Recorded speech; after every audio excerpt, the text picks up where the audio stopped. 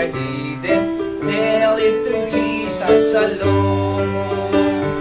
Tell it to Jesus, tell it to Jesus. He is a friend that will know. You know other such a friend or brother. Tell it to Jesus alone. Do you fear the gathering clouds of sorrow? Tell it to Jesus, tell it to Jesus. Are you anxious? What shall be tomorrow? Tell it to Jesus alone. Tell it to Jesus, tell it to Jesus.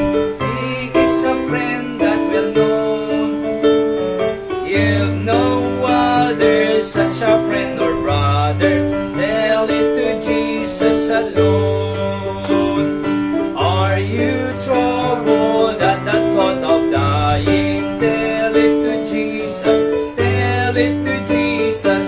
For Christ coming, kingdom are you sighing? Tell it to Jesus alone. Tell it to Jesus, tell it to Jesus. He is a friend that will know.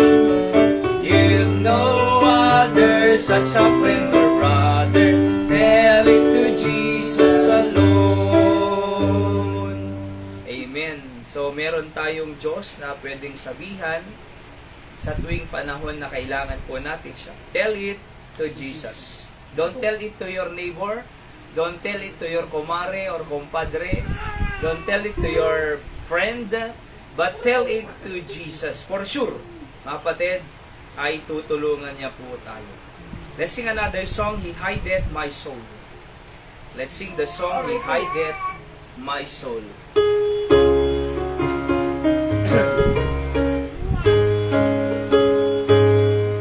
On the first stanza now, everybody sing. A wonderful Savior is Jesus my Lord. A wonderful Savior to me. He hideth my soul in the cleft of the rock, where rivers of pleasure I see. He hideth my soul in the cleft of the rock, that shadows a dry thirsty land. He hideth my life in the depths of His love, and covers me there with His hand, and covers me there with His hand. A wonderful Savior is Jesus my Lord. He taketh my burden away. He holdeth me up, and I shall not be moved. He giveth me strength as my day. He hideth my soul in the cleft of the rock, the shadows a dry thirsty land. He hideth my life in the depths of His love, and covers me there with His hand, and covers me there with His hand. When clothed in His brightness, transported I rise.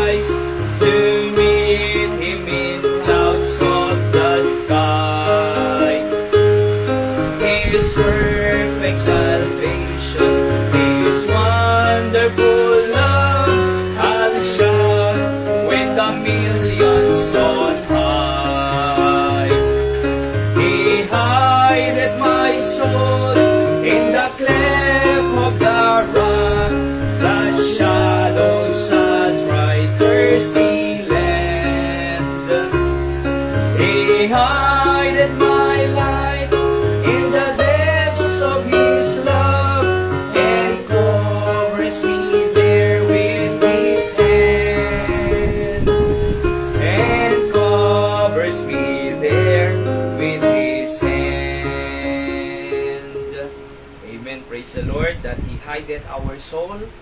Pagka may mga pangyayaring masama sa mundong ito, ay sabi ng Panginoon, He hideth us. Parang si Moses, naalala niyo po, si Jochebed na kanyang nanay, hinide niya si Moses for 3 months. Para lang huwag mapatay ni Pero. Tsaka yung mga yung mga midwife na mga pwedeng pumatay, di ba? Sa kanya. He hide it. At nirelease niya, nung hindi niya nakayang itawos, sabi ng Panginoon, nirelease niya doon sa Nile River. At nirelease niya. So, ganun po ang Panginoon. May pagkakataon ng Diyos, itinatago niya muna tayo, saka i-release. Pag kinakailangan ng i-release. Ano po? Parang magulang din. Di ba? May time na pinoprotekta mo na yung anak niya, pero may time din na inire-release niya. Ganun po ang Panginoon sa atin. And sabi dyan, He hideth my soul in the cleft of the rock, that shadows a dry Kristilan ko na. Nandito ka pala na di ba? Kaya alam nyo, napakaganda. He hideth my life in the depths of His love, yung lalim ng kanyang pag-ibig, and covers me there with His hand. Sabi ng Bible. Alright, let's pray. Dakilang Diyos, salamat po sa inyong mga kantang ito. Pagpalain niyo po sa aming buhay. Tunay nga na kayo ang Diyos na nagtitake care sa amin. Bless you po lahat ng aming gagawin ngayon. Ang mensahe niyo na aming papakinggan at ang aming prayer time, kayo po ang sumagot sa aming mga panalangin. Ito po ang aking dalangin sa pangalan po ng Panginoong Yesus. Amen. One more song before we go to our message. Let's sing this song, God Lead Us Along.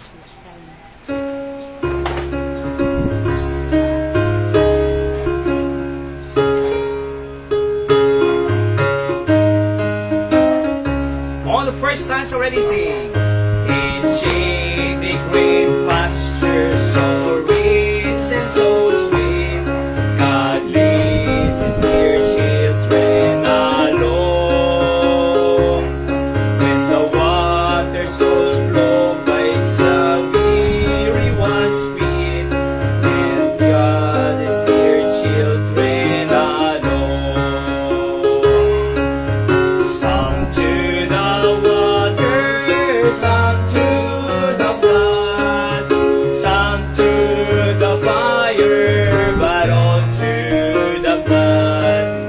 Some to great sorrow, but God gives a song in the night season and all the day long. Sometimes on the mount where the sun shines so bright, God leads His dear children along. Sometimes in the valley, in darkness of night, God leads His dear children along. Some through the water, some through the flood, some through the fire, but all through the blood.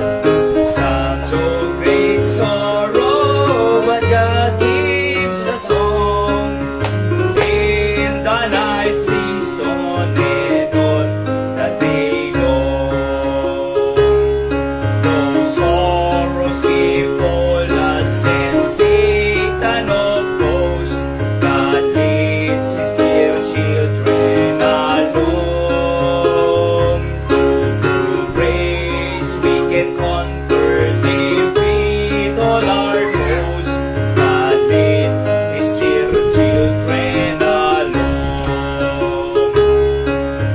Some through the water, some through the flood, some through the fire, but all through the blood.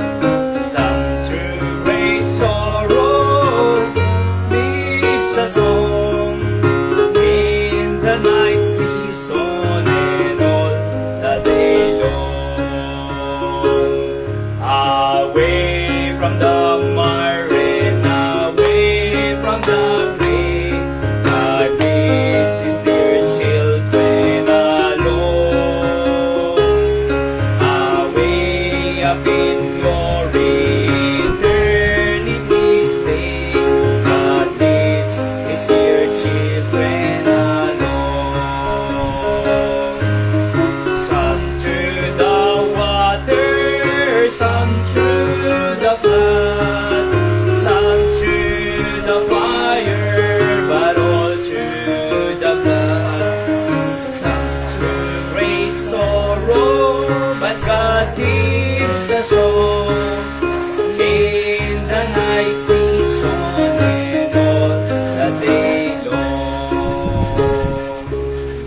God that leads us along. Sabi ng kanta, God leads us along.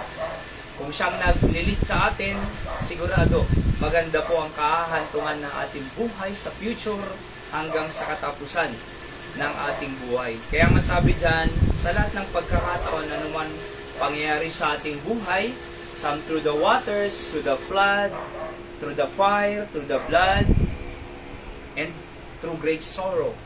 Anumang klase ng buhay, God gives us along. Diba? Siya ang naglilid po sa atin. And God gives us a song, and then in the night season, and all the day long. So, 24 hours, diba? Oho. At in the night season, andyan na din si Pastor Season. Diba? And all the day long. So, salamat sa Panginoon. Alright. So, Hyra, aawit ka ba? And tingnan mo nga muna yung yung pindutan ng bolsa siya kasi tumutunog to. Walang namang gumagamit. Okay? So, let's go to our message now, mga kapatid. Last part na po ito ng ating series of messages about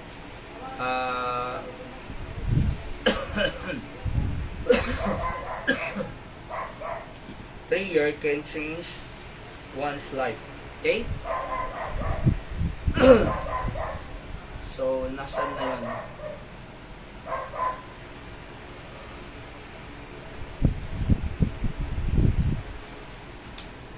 Wait lang po So, ba't nabura yata? Wala.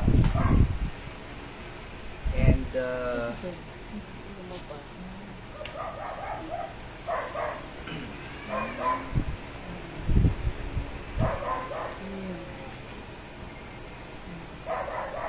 patong mo yun para hindi malipad. Yan. so, prayer can change one's life. Alright? So, dito na po tayo. Again po, ang ating last part na po ito ng ating series of lesson about prayer can change one's life. Kayang baguhin lahat. Anuman ang hindi kayang baguhin ng tao, ay kayang baguhin ng panalangin. Okay? So, dito na po tayo sa, para hindi na po natin balikan yung mga natapos po natin. Ito na, number 9. Okay? Para at least next Thursday, meron po ulit tayo bagong series of lesson, bagong topic, mga kapatid. So, prayer helps us prevail. Prayer helps us prevail. Basahin natin 2 Chronicles 7:14, If my people, which are called by my name, shall humble themselves and pray and seek my face, and turn from their wicked ways, then will I hear from heaven, and will forgive their sins, and will heal their land. Alam niyo po itong talatang ito, madalas ginagamit po ito sa mga revival meetings. Ano po? At tunay nga mga kapatid, kung tayo po ay namumuhay sa kasalanan, ay matatalo po tayo ng dyablo. Sapagkat ang mundong ito ay malakas ang impluensya ng dyablo Di ba? May bisyo dyan, iba-iba. Oho, merong away-away dyan. Sa Kongreso, sa Senado, napakagulo, mga kapatid. Oho, may Senate President yung kabilang partido, may Senate President yung kabilang partido, dalawa. Ang Senate President, nag-aaway kanina. Ay hearing nila sa flood control issue. At sabi nila, ganito, yung senador na ganito, ito, kasama dyan, nako, gugulo na naman lalo. Pero, let's pray na lang, di ba? If my people, sabi ng Panginoon, sino yung people? Yung mga tao ng Diyos. Kasama po tayo dyan, anak tayo ng Diyos, which are called by my name, sabi ng Bible, and humble themselves, magpapakumbaba, and pray, seek my face, turn from your wicked ways. Sabi ng Panginoon, didinggin ko kayo, I will hear from heaven, and will forgive their sins and heal their land. Ano ang pag-asa ng ating bansa? Mga taong nananalangin, nagpapakumbaba, nananalangin, sinahanap ang mukha ng Diyos, at turn from their wicked ways. Sabi ng Bible, para ang Diyos patawarin niyang kasalanan ng mundo, ng tao, at kanyang pagagalingin ang kanilang lupain. Heal their land, the nation. our country, the Philippines, mga kapatid, di ba? So ano ang ating pag-asa? Panalangin, according sa talatang ito. Oho, kanino mananalangin? Sa Diyos. Bakit sa Diyos? Sapagkat siya ang may likha ng langit at lupa. Siya ang may likha ng Pilipinas. Siya ang nag-appoint or nag-ordain sa mga leaders natin according to Romans chapter 13, mga kapatid. Ang tangi nating pag-asa ay manalangin upang ang Diyos ay mag-intervene sa ating bansa. Sa katunayan po, ay buti na lang in-expose yung flood control issue na bilyon-bilyon na ninakaw ng mga senador, congressman, di ba? Sa katunayan, meron talaga yan eh. Hindi lang nabubulgar, di ba? Ayaw lang nilang aminin. Pero tignan niyo po ito ang Diyos nagpadala ng sunod-sunod na ulan noon, kung maalala nyo, napakalalakas na ulan. So na-expose. Akala nyo, sabi ng Panginoon, di ba? Akala nyo sige, yung mga lahat, i-expose ko ngayon. Ngayon, sa Malacanang, sa Kongres, Senado, kahit saan, lumalabas. Dapat lang di ba? Dapat lang. Kaya nga po tayo nananalangin sa Diyos upang mag-intervene ang Diyos diyan sa mga hearing nila at lumabas talaga ang totoo. Para sa ganon, managot ang dapat managot. At yung pera ng taong bayan, pumunta talaga kung saan at hindi naghihirap. Sa katunayan, dito sa Kandunay, napintas si Kwamoy. Tilang mababahad, ti katablak Tapos waig daya. Yan lang ang binabagyo dito sa Kandun. Waig daya, tapos ito'y Tablak na. Deta National Highway po, alam niyo po ba yan? Diyan sa South Central hanggang doon sa Tablak. Baha. Lubog po yan sa katunayan, pero hanggang dyan lang. Nakakadaan naman ang mga sasakyan. Sa San Jose noon, mataas. Tumataas. Pero buti, magaganda yung mga ginawa ng mga flood control dyan. Di ba, Nay? Nalalawa. So, hindi na nababaha yan Black 7 lang pala. Doon kinanana Linda. Pero, dito, tinanong-tanong ko rin okay naman sabi ng yung nandito, Nay. Simula nung may diversion dyan, yung mga kanal dyan sa Bagani Bug, okay. So, tignan nyo po, pwede naman Pwede naman palang maayos. Kaya lang pag kinukurap na, hindi naayos. So kaya alam nyo po, ang daming nasira noon Sira mga tawag dyan, yung mga flood control sa malaking river, isang bagyo lang, bitak-bitak, walang tubo, walang bakal, bira. Di ba? Kaya nga tayo po ay manalangin, mga kapatid, sa ating bansa, sa ating pamilya, sapagkat ang Diyos sa Kanya lang ihihil ang bansa natin, ang ating family, sa tuwing merong nananalangin. Alam niyo po, itong prayer meeting natin, ito ang isang pinakamahalagang activity ng church. Di ba? So, isa ito sa pinakamahalaga na activity ng church. Bakit? Dito natin nakikita ang kapangyarihan ng Diyos nakikilos para sa ating pong pamilya, para sa ating pong ministry, para sa ating pong bayan. Kaya nga sabi niya pray. Sabi ni Spurgeon, he who can truly praise has first read the heart of God and then spoken out what is there. Prayer overcometh eternal. Sabi pa niya, prayer is the great door to spiritual blessing. And if you close it, you shut out the favor. Totoo yan Kung gusto natin ng spiritual blessing, ang panalangin, ang pintuan ng blessing. Di ba? Ang panalangin po, ang pintuan ng pagpapala ng ating Panginoon. Pero, sabi ng Bible, or ni Spurgeon, if you close it, in other words, pag tinigil niya ng manalangin, sabi niya, pag tinigil niya ng manalangin, sabi ni Spurgeon, you shut out the favor. Wala na. Wala nang favor. Wala nang blessing. Wala nang biyaya. Bakit? Kasi tinigil nating manalangin. Kaya nga po dapat, lagi yung mga nakikinig dyan sa online na malapit ka lang naman dito, wala ka dapat sa bahay mo eh. Nasa church ka. Dito, prayer meeting natin ng Huwebes. Covenant po natin ito sa Panginoon para mag-pray.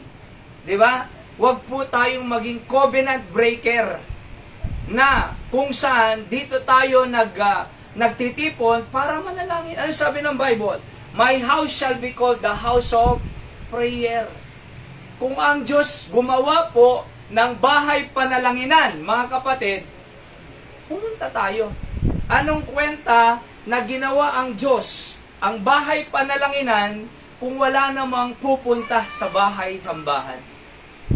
Sabi ng iba, pwede man manalangin sa bahay namin Pwede naman talaga eh. Pero anong silbi na nagtatag ang Diyos ng kanyang eklesiya, ang kanyang church, kung hindi naman pupuntahan? Of course tayo, by the way, yung church hindi naman po yung building eh. Tao, yung mga saved, baptized, who follows the Lord and serve God, di ba? Yung tao. So merong pagtitipon, kapatid. Sabi ng Bible, my house shall be called the house of prayer. There is a certain place where to go and pray. So kung merong tinatag ang Diyos na place, kung saan tayo mananalangin, dapat nandito po tayo sa bahay-sambahan natin, sapagkat dito tayo nagtitipon para pagpalain ng Diyos. Alam niyo po, maraming gustong pagpapala ng Diyos pero ayaw ng prayer. Maraming gustong pagpapala ng Diyos, ayaw sumunod. Maraming gustong pagpapala ng Diyos pero gusto lang magsimba Sunday morning. Hindi Sunday night, hindi Thursday at night. Mga kapatid, yung tawag dyan, half obedience at partial obedience is still disobedience. Kung wholehearted po tayo na sumusunod sa ating Panginoon, diyan mo ma-experience ang biyaya ng Diyos sa buhay mo. Sabi ko nga kahit wala po kayo dito, tuloy-tuloy lang po kami sa pag-worship sa Panginoon. I'm talking about yung nandyan lang sa paligid ng kandon dito, na nagla-live lang. Diba? Siyempre kung nasa malayo ka, talagang live. Okay po yan. Pero kung nandito ka lang, malapit ka lang dito, tapos sandyan ka, hindi okay yan. Di ba? Gusto kung half lang po yung pagsunod natin sa Diyos, hindi natin ma-experience yung blessings ng Diyos eh. Tingnan nyo ito napakalakas ng impluensya ng mundo. Tapos Sunday morning, hindi sapat. Hindi sapat po eh. Ilang oras tayo sa TV? Ilang oras ka sa ML? Ilang oras ka sa YouTube? Ilang oras ka sa Facebook? Ilang oras tayo sa kapitbahay? Tapos dito 2 oras, hindi sapat. Talong-talo tayo ng jablo niyan. Kaya nga tignan nyo, no wonder, nagsisimba naman, pero nai-impluensya ng sanlibutan. Nagsisimba na lang naman, pero malakas ang hatak ng mundo. Nai-yield sila sa sanlibutan. Di ba? Nagsisimba naman pero naninigarilyo pa. Nagsisimba naman pero nagiinom pa ng alak. Nagsisimba naman, linggo-linggo naririnig.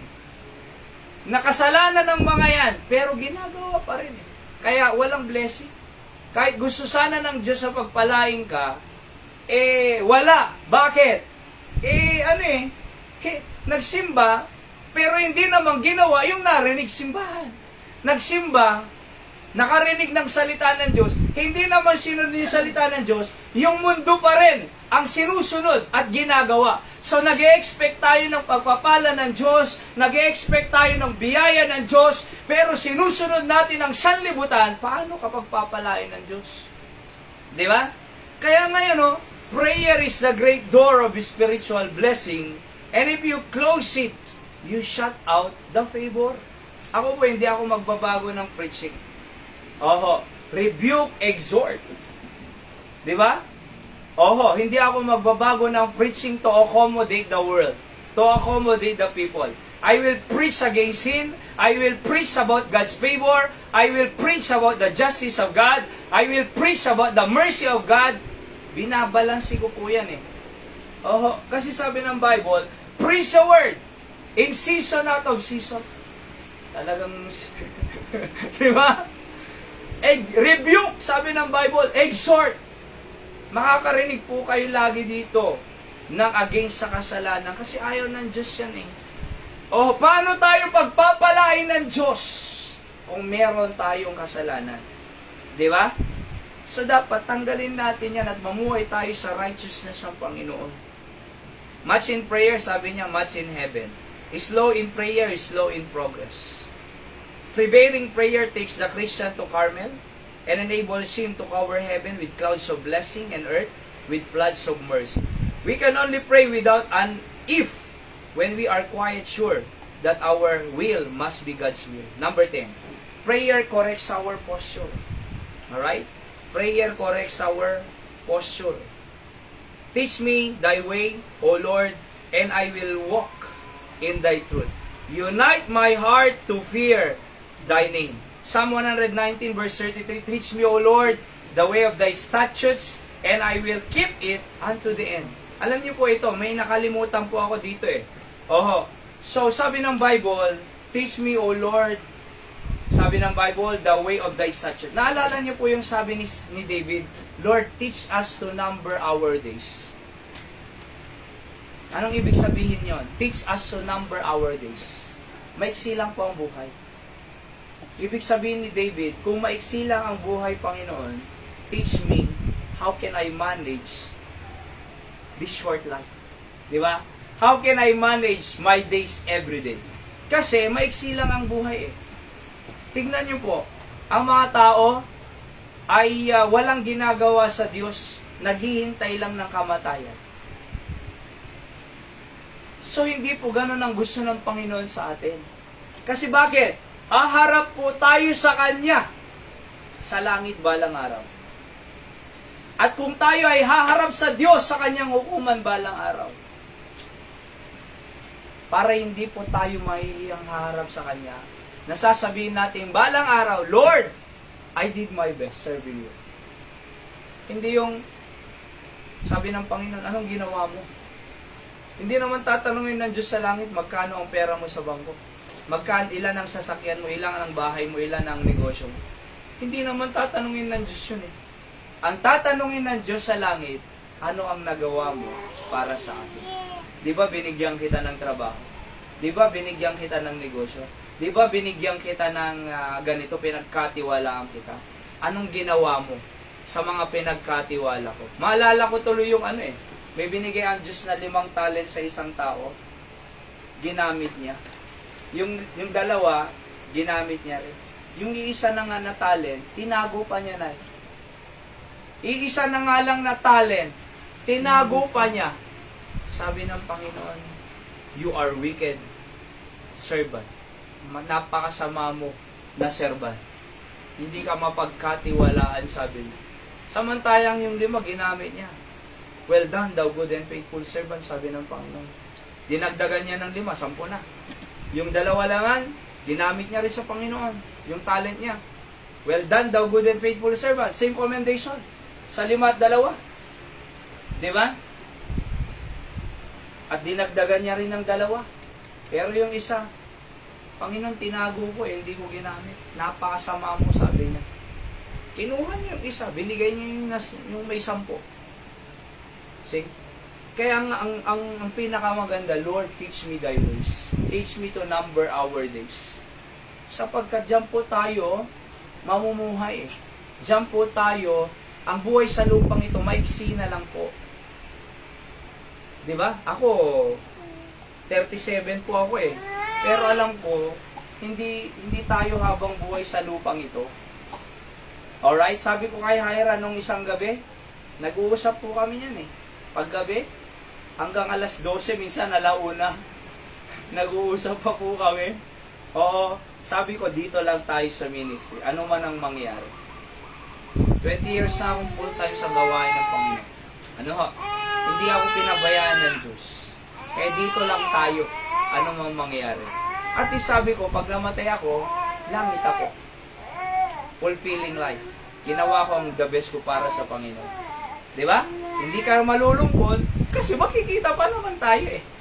At least nasa gawain lahat tayo, di ba? Ng Panginoon, nasa ministry tayo ng Diyos. So magkikita naman tayo sa langit, balang araw. So kaya nga po, it corrects our posture kung paano mamuhay dito sa lupang ito. Simple lang po ang buhay sa lupa. Payapa, masaya, tahimik, walang gulo ang buhay dito sa lupa. Hindi natin kinakailangan makisali sa gulo sa mundo. Alright? Hindi natin kinakailangan mamuhay sa... Hindi ibig sabihin na pag walang alak ay hindi masaya ang buhay. Sabi ng kanta, sa langit walang beer.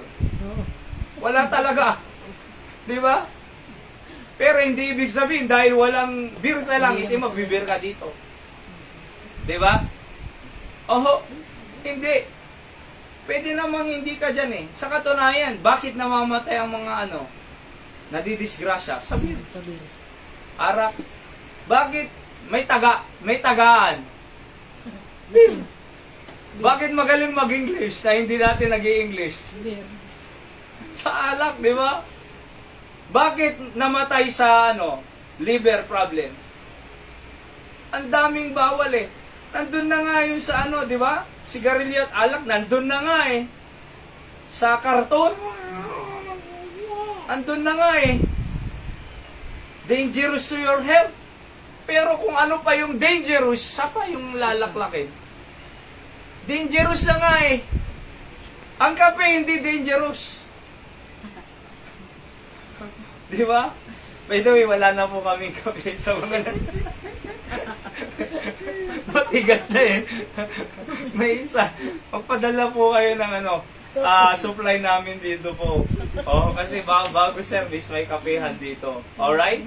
At, ano po? Correct. Prayer corrects our posture. Para i-correct ang ating buhay.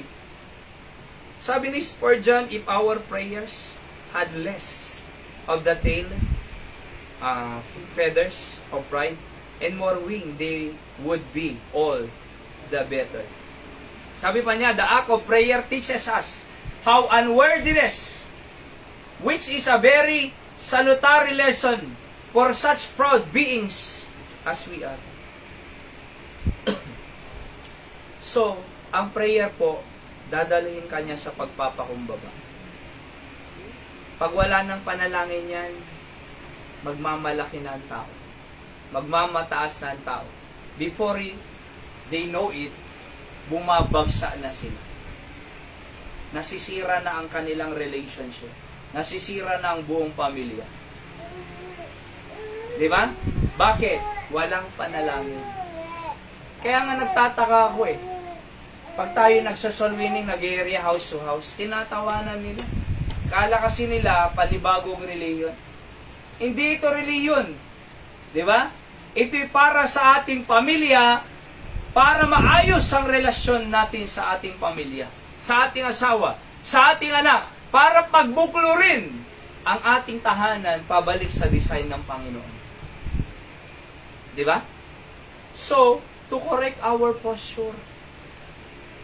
Oho, hindi kailangan away-awayin yung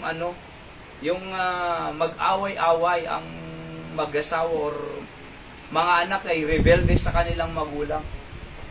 Merong mga anak rebelde sa kanilang magulang.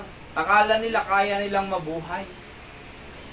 Sabi nga ni Pastor Hill noon, ay nung kabataan pa niya, sabi ng tatay niya, alam ko na yan, huwag mo nang itutuloy yan. Yung alak-alak na yan, alam ko na yon. Yung mga marijuana yan, o barka-barkada, alam ko na yan, isang pupulutin. Sa kulungan, sabi niya. Oh? Papunta ka pa lang, pabalik na ako, sabi niya. Sabi naman daw niya, bakit hindi kita nakasalubong? Di ba? At alam niyo po, tunay nga nangyari, nakulong nga po siya. December 25. Story, kwento niya sa amin noon sa nag-aaral pa kami. Nakulong siya. At dahil pulis yung tatay niya, pinuntahan. Anong sabi ko sa'yo? Ba't di ka nakinig? Ito, totoo. Alam ko pulis siya. Alam ko kung saan ka pupunta. So yun, simula daw noon po, umiyak siya. Di ba? Umiyak siya. At si Nanay Lumin, yung kanyang nanay, nag-pray siya. Lagi kitang ipinagpipray, Noy, ang kanyang nickname. Lagi kitang pinagpipray, lagi kitang pinagpipray. Hanggang sa nag-Bible school, diyan sa San Pedro. May dala-dala pang sigarilyo nung pumasok sa Bible school. Sabi ng kapatid niya, si Pastor Ed Laurena, bakit ka nandito? Bakit ka nandito? Siguro may ginawa kang kalokohan doon. Alam ko may ginawa kaya ka nandito, nagtatago ka lang. Tunay po, may ginawa siya, kaya nandito. Di ba? So hanggang sa nagpatuloy, hanggang sa nag-mission dyan sa Taguig, ngayon po, napakalaki ng gawain niya. 30 plus years na sila sa ministry. Pero napakalaki ng gawain po nila. Oho. At patuloy na ginagamit ng Panginoon sa mga kaluluwang naligtas. Sapagkat merong isang nanay na nagnanalangin sa Kanya. Kaya huwag po natin i-give up yung ating anak, ang ating pamilya. Huwag nating i-give up. Sapagkat ang Diyos, pag tayo nanalangin sa kanila, ang Diyos ang bahalang kumilos sa kanila. Oho, huwag mong i-give up sa diablo ang anak natin. Hanggat tayo nabubuhay, ipanalangin natin sila hanggang sa mag-work ang Diyos at pwede rin silang baguhin ng Diyos. Si Pastor Lin ngayon, nagpipray lang ni Nanay Lumin. Na-involve sa bahala na kung ano-anong, di ba? Ikabataan niya na noon. Alright? Hanggang sa binago ng Panginoon. Sinagot ng Diyos ang kanyang panalangin. Sabi ni Dr. Paul Chappell, when we work, we work. When we pray, God's work. Kung gusto natin makita yung work of God, you pray. Di ba? When you work, you work. You work, you see the result of your work. When you work, you work. Di ba? When you work, you will get the result of your work. But when you pray, you will get the result coming from God.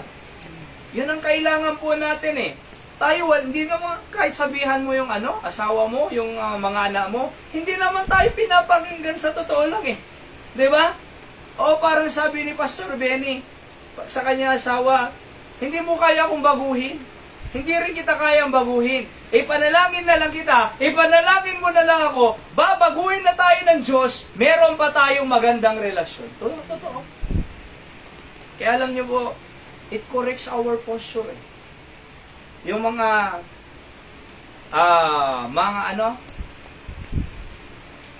sana makita po natin yung discipline ng Diyos pag kinokorek tayo.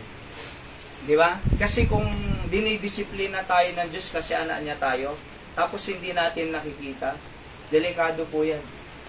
Halimbawa, nag-inom ng alak, tapos may nangyaring hindi maganda, nagkasakit. Paalala ng Diyos yan. Mahaba ang pasensya ng Diyos. Huwag mong itutuloy. Kasi pag tinuloy mo, baka mas grabe na sa susunod. May sinabihan ako na stroke. Na SMC. Diyan sa hospital. Binisita ko nga. So pinapaalala ng kalan ng Diyos. Anak ka niya eh. Pupunta na ako sa church. Hindi na ako pumupunta. Aba, baka mas grabe na sa susunod yan. Kung anak ng Diyos. Di ba? Oo. Kasi ang Diyos concern, dapat at makikita natin yung discipline ng Panginoon. Parang si Anton, no? Andyan, buti nga nagsusundo itong si Anton. Masakit dito ko sabi niya. Bakit? Naninigarilyo, nagiinom noon. Talagang sumasakit. Itigil mo na yan. Buti tinigil mo na. Minsan na lang. Jelang cancer, jelang may katang, jelang may isan. Ana? Sigarilyo lang sir. Ikatan mo na doon. Kasi no, di may katan, kawanan na cancer ka. Oo. Cancer ka. Ngayon sir, Marigatan ka, umangos. Jelang ko ba ito tinikat ko sir yung Oo. 3 days ko na matay doktor ko sir. Ayan. So dapat ikatan kasi mapahamak ka eh. So no, disdisiplinahan 22 years. Pero ba? Katawan mo, alam mo ang hindi maganda eh. Nagre-reklamo naman ang katawan. Kung hindi pwede, yung kinakain mo at hinihigit or anuman pinapasok mo dyan na iniinom. Magre-reklamo naman eh. Magkakasakit. Ibig sabihin, ayoko yan, sabi ng katawan mo. Hindi ko kailangan yan. Di ba? Manghihina ako dyan. So, alam naman natin, nagre-reklamo eh. Yung makolesterol, or yung lechon, nagre-reklamo naman ang katawan. So, pakinggan po natin ang ating katawan. Sapagkat, nilalagay na ng Diyos yan para sa ating pong, mga pangangailangan sa buhay. Okay?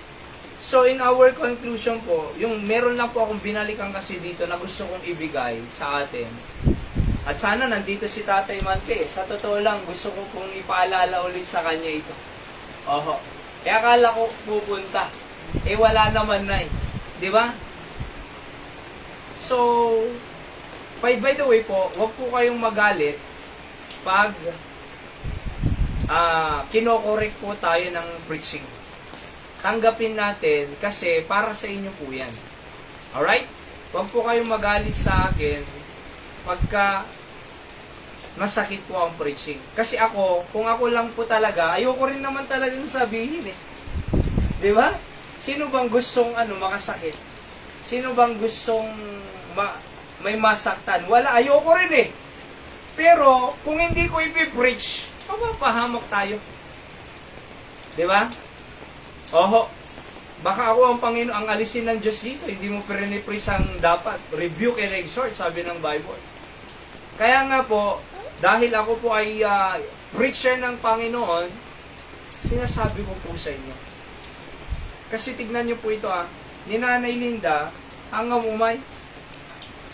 Di ba? Gapo na nakainom ni Tatay Mantidi. Yung nagbiyahe sir. Tapos sila, nag-conflict.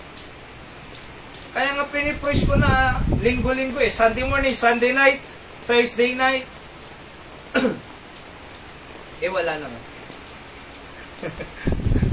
Pero alam niyo po ba, again, God wants our lives to give pleasure to His holy name.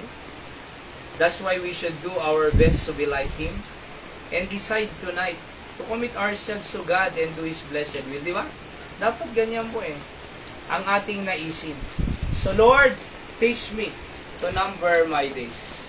Lord, maiksi lang ang buhay sa lupang ito, pero naway yung nalalabi ay mapapapurihan kita. At alam niyo po ba, we cannot change the past eh. Hindi na natin pwedeng baguhin ang nakaraan.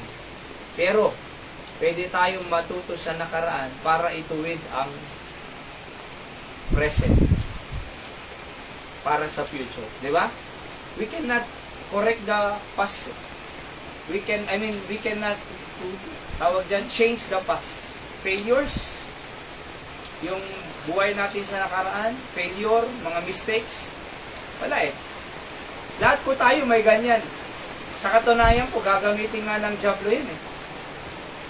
Para multuhin tayo at ipaalala ang nakaraan, wala ka ng pag-asa. Ibabalik-balik ka niya sa nakaraan, wala ka ng pag-asa sa buhay. Sira ka na. Di ka na gagamitin ng Diyos. Yan ang tactics ng Diablo eh. Pero tandaan natin, sabi ng Bible, if we confess our sins, He is faithful and just to forgive us our sins and to cleanse us from all unrighteousness. Tapos na yun. Pinatawad na tayo ng Diyos sa nakaraan. So, kung ibabalik tayo ng Diablo sa nakaraan, sabihin natin sa Diablo, tapos na yan. Pinatawad na ako ng Diyos yan. Kinalimutan ko na yan. May pagkakataon ako, naalala ko yung mga nakaraan, mga kasalanan ko nung araw. Pero lagi kong iniisip, tapos na yan. Na-confess ko na yan eh. Pinatawad na ako ng Diyos yan. Huwag mo na akong ibalik dyan. Gusto ko nang mamuhay sa kasalukuyan na kasama ko ang Diyos. Di ba? Kasi ibabalik ka. So dito na lang ako. We cannot live in the past, but we can correct the mistake in the past for today. And for the future, para sa ating pong mga anak, apo, at yan po ang pinaka-kailangan po natin mga kapatid. Let's pray. Dakilang Diyos, salamat po sa paalala ninyong ito. Sa lahat din po ng nakikinig online, dalangin ko po na maalala nila ito, Panginoon. Tunay nga, Panginoon, na maiksi lang ang buhay namin sa lupang ito, kinakailangan po namin manalangin to teach us thy ways, to number our days. And even, O God, para po kami po ay mag-pray din sa aming bansa. Kasi sa kasalukuyan, talagang napakagulo sa Senado. Kahit sa Kongreso, Panginoon. And we are affected because we are part of the system. We are citizen of this republic. That's why you said, na gusto ko lang na i-remind ulit sa amin, na sabi nyo, if my people shall humble themselves and seek my face and turn from their wicked ways, then I will heal from heaven and forgive their sins and heal their land. Nakikiusap po kami, Panginoon, mag-intervene po kayo para sa aming bansa. Iligtas niyo po ang aming bayan, Panginoon. 115 million population makakilala sa aming Panginoon Jesucristo bilang sariling tagapagligtas at Panginoon ng kanilang buhay. Tulungan niyo po ang mga leaders namin na maglingkod ng mabuti. Ibalik niyo po sila sa mandato nila kung bakit sila na-elect. At pagpalain niyo po ang aming pamilya, Panginoon. At alam namin na pinapasok po ng dyablo ang aming pamilya sa pamamagitan ng bad influences ng mundo na nagpapagulo ng relasyon, Panginoon, ng mag-asawa at mga anak. Subalit, nakikiusap po kami, Panginoon, na mag-intervene po kayo sa buhay ng aming pamilya. Huwag niyo po kayong pababayaan ang inyong work, Panginoon, ng kumilos, Holy Spirit of God. Please settle our problems, conflicts, and anything na kailangan po namin. We are not for separation, but for reconciliation. Dahil yan ang sabi niyo sa inyong salita. O Diyos, ang dyablo gustong pag-iwaiwalayin po kami. Pero, umilos po kayo, there's nothing impossible with you. Ama, bless nyo rin po ang mga prayer time pa namin ngayong gabi. O Diyos, at pakinggan niyo po kami. Salamat din po sa ulan dahil maghapong ulang ito sapagkat lumamig ang kapaligiran. Ganon din po, Panginoon, nakatulong sa mga farmers sa kanilang mga tanim at kahit po sa mga halaman namin sa kanya-kanyang tahanan. Kayo pong mag-bless, mag-ingat, Panginoon, sa bawat isa, O Diyos. Ito po ang aking dalangin at pasasalamat sa pangalan po ng Panginoong Hesus. Amen. So tayo po ay dadako sa ating prayer time. Of course, let's pray po sa ating ministry dito. At napagpalain pa ng Panginoon, maraming kaluluwang maligtas. Makapag-baptize na rin po si Kuya Wilbert at Ate Lorelai. Salamat po sa kanilang pamerienda nung linggo. Hindi tayo ang pumunta sa kanila, kundi sila ang nagdala. Wala pa sila baptized pa? Hindi po. And kailan lang po sila actually, I think 2 months pa lang or 3 months lang.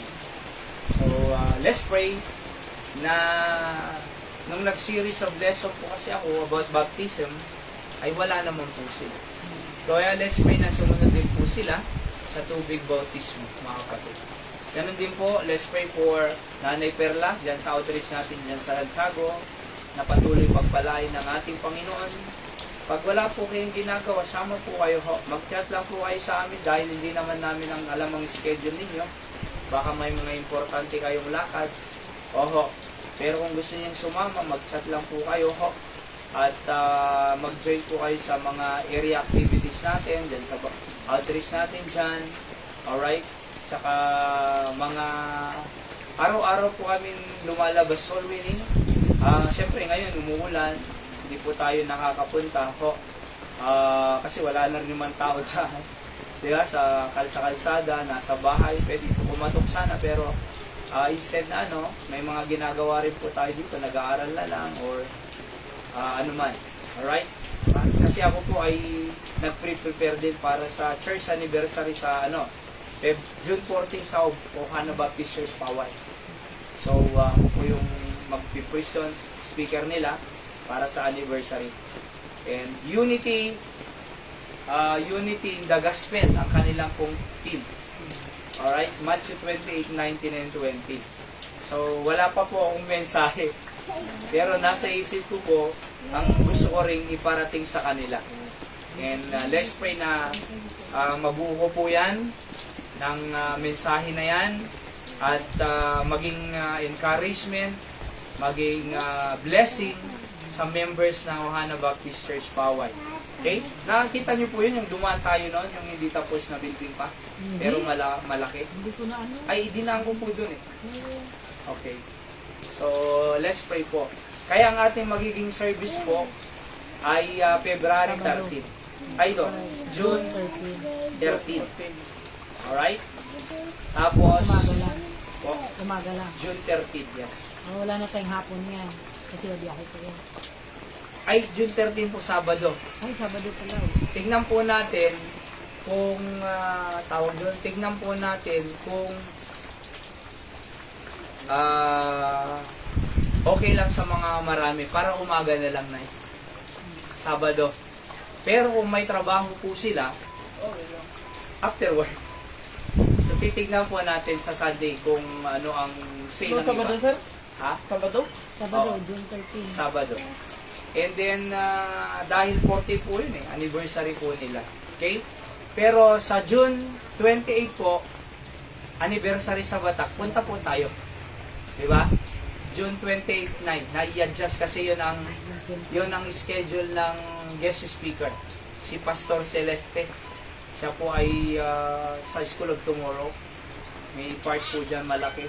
School of Tomorrow. So siya po ang guest speaker. Kaya instead na 15 sana yon, hindi. Ano yun? Dati? 21. Hindi po siya available. Kaya na 28. At least nandito pa po kayo ng 28. Di ba? Oho. So, let's pray.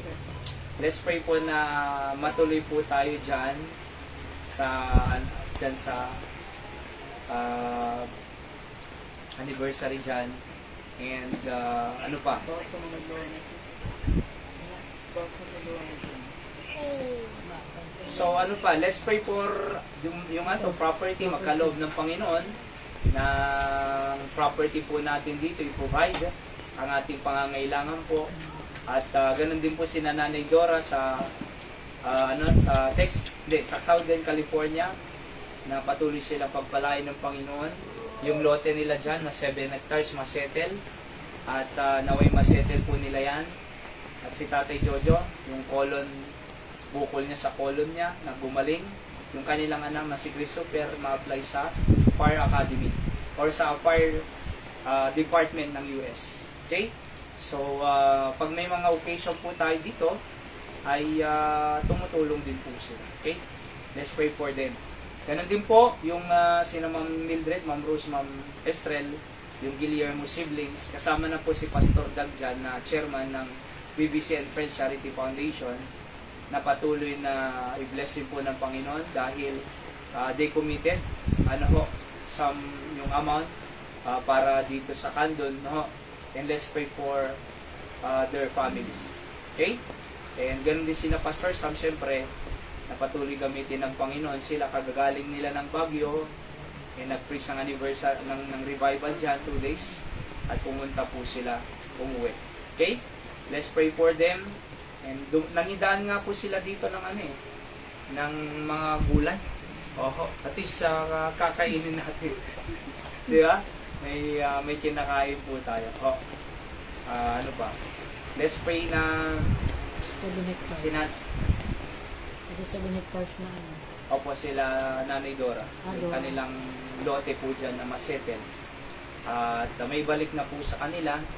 And for sale na rin po yan. Mabenta nila. At sabi nga ni Tatay Jojo, no, Pastor, pag nabenta natin, pag-pray natin, para may fund ang church natin, sabi dito po. So let's pray for them. Alright? At ganun din po si Nana Ma'am Rewelyn Galinato. Sa Texas naman po siya. May sakit din po siya sa mata, sa kidney at puso. And they are part of our ministry dito po sa UPA dito. Alright? From San Jose po kasi noon, 4,000 ang UPA dyan. Nung lumipat kami dito, naging 6. So, sinorder niya po yung 2,000 si Ma'am Rewelyn Galinato. Let's pray for her. And yung good health niya, including si Joseph, asawa niya, si Brother Oli, at ang buong pamilya po niya. Salamat sa Panginoon dahil maraming mga tumutulong sa ating gawain dito sa Candon City. Kaya tayo nakaka-purchase ng TV, ng sasakyan, ng tricycle, at iba-iba pang pangangailangan natin. Okay? So at least yung BBBS, 15,000 po yun. Saglit lang yun no? Isang linggo lang, 15,000. O, kasama na po yung yung Mother's Day, pati yung ano dyan. Dinagdagan nga po namin na lang yun. Oho. So, kaya't at least may ginamit po tayo. Okay? Sabi ko nga, mas magandang kung may pera, mas magandang gawing mga activities, at least may nakikita tayo. Kaysa man na i-stock lang. Di ba? Kaysa naman naka-stock, maganda magamit sa gawain ng Panginoon. Kaya may mga programa po tayong ganyan. Okay? Aho. By the way, ito pong sasakyan, bago na naman po ang baterya niyan. Binili namin kanina ni Anton. At 4,500 sana, pero 4,400 nabawasan po ng 100. Nakiusap po ako eh. Ayaw niyang pabawasan eh. Ay, Pero talagang kinausap ko ng mabuti. So pumayag naman.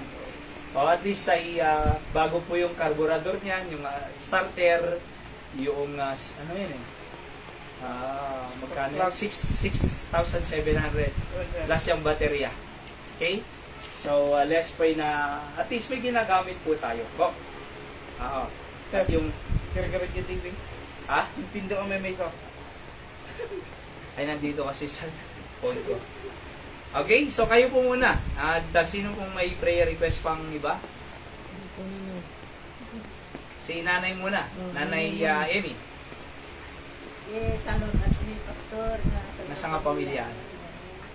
kasama mo si Carmen. Carmelin. Carmelin. Yung anak ni nanay po nasa Singapore. Si Ate Carmelin. And at least yung bahay po nila na-improve. Nagpapadala rin siya.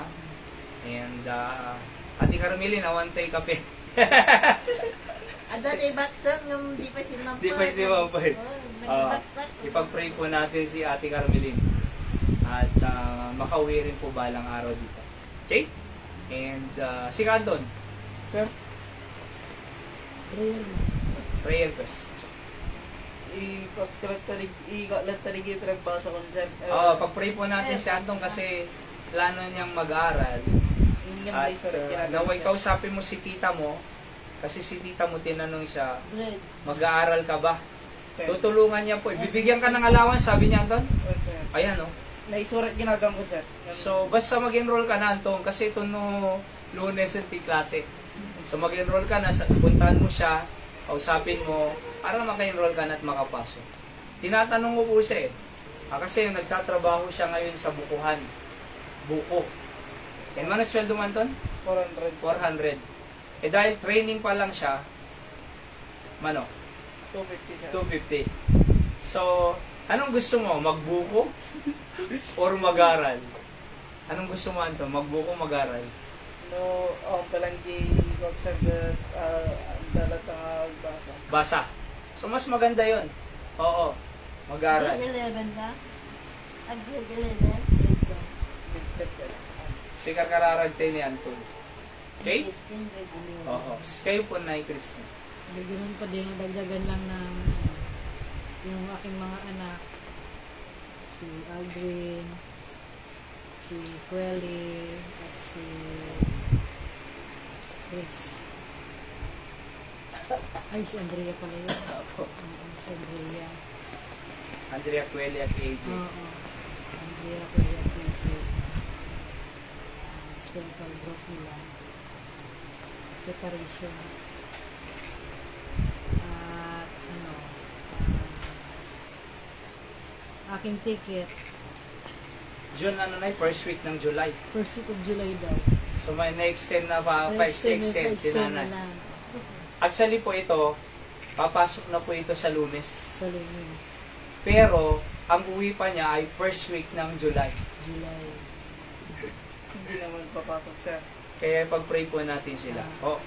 At ano pa, yung mga apo ni nanay na pumupunta dito since Sunday, let's pray na kahit umuwi sila nanay next month, ay masusundo pa rin natin sila. Yes sir. Oo, kami naman nung nila. Kinausap ko na rin naman po yung si babae. Ano pangalan niya po ulit? Rose. Rose. okay naman po sa Maganda, maganda rin ano mo siya doon, Pastor? Bible study. Oo nga po eh. Oo. Si Nanay Linda po sana ang kasama ko talaga dyan, Kaya- eh, napupunta. So, Kay tingnan po kumain, natin. sir. Alright? So, siguro ganun na lang habang hindi mo na nakakapunta dito si Nanay. Baka doon na lang.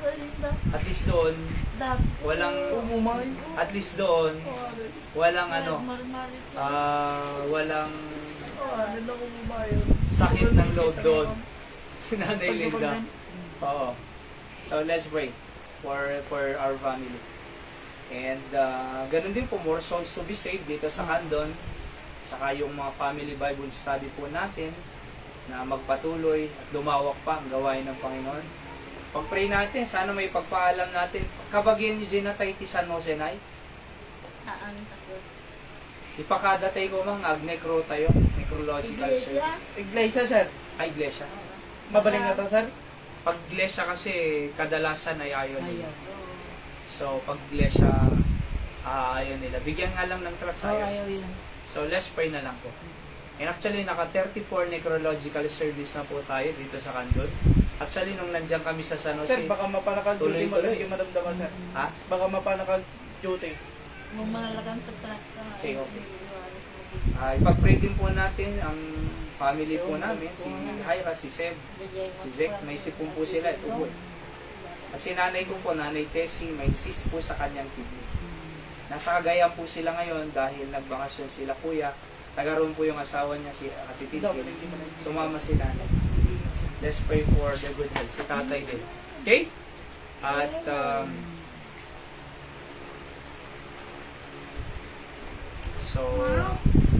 so yun po.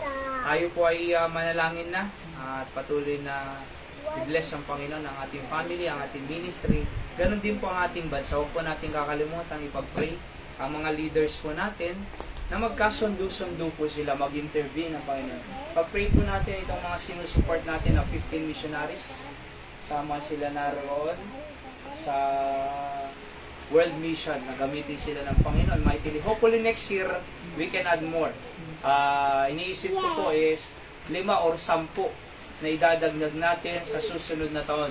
Pag nag-attend kami ng World Missions Conference sa Bethany Baptist Church, kukuha po ulit ako ng 5 hanggang 10 missionary.